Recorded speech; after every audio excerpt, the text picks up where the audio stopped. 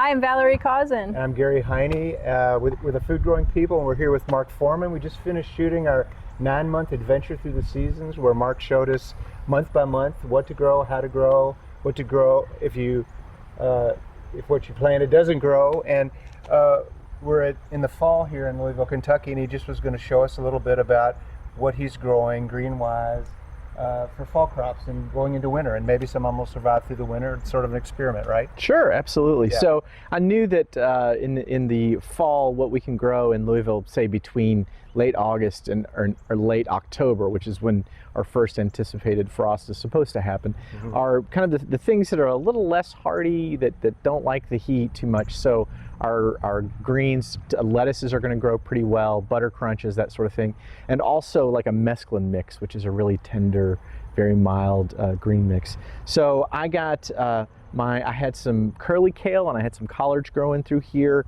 and late in the season, a lot of critters had been working through those crops, so they weren't really faring well, but they were still beautiful. So I had to pull them up and make some room for some more greens. So what we've got growing in here is a mesclun mix, and I don't even bother like trying to go through like seed by seed. I'll just scatter them, drop some worm compost on top of that. I dropped some other compost on top too, to give the seeds a little protection against, say, critters who are kind of digging around. I get a lot of birds who'll come down and get the worms out of the soil, so they'll scratch through it. I want to make sure there's a little depth. But again, I'm trying to do no-till, right? So I'm not punching holes in the ground and putting them. I'm not digging it out and turning the soil.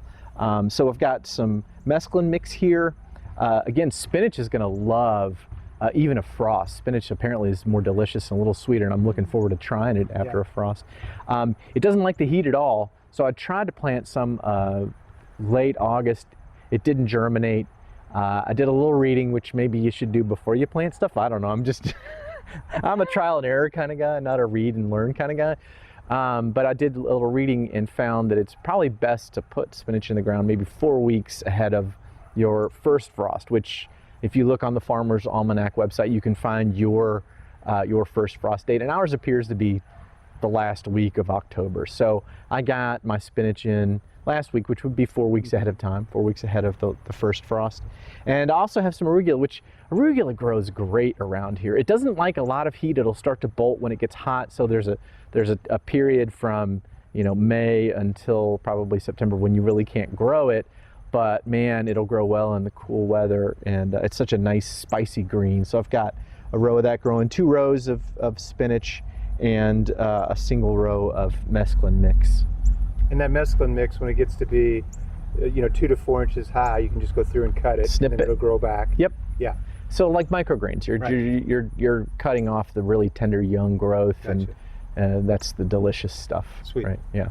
That's fantastic. And you can do it in a pot. You can do it in any space you have. It doesn't have to be this big thing. You could have literally a little pot that you got from the store, and just start some greens in there and have them outside until it gets too cold, and then bring them inside and have them next to a window.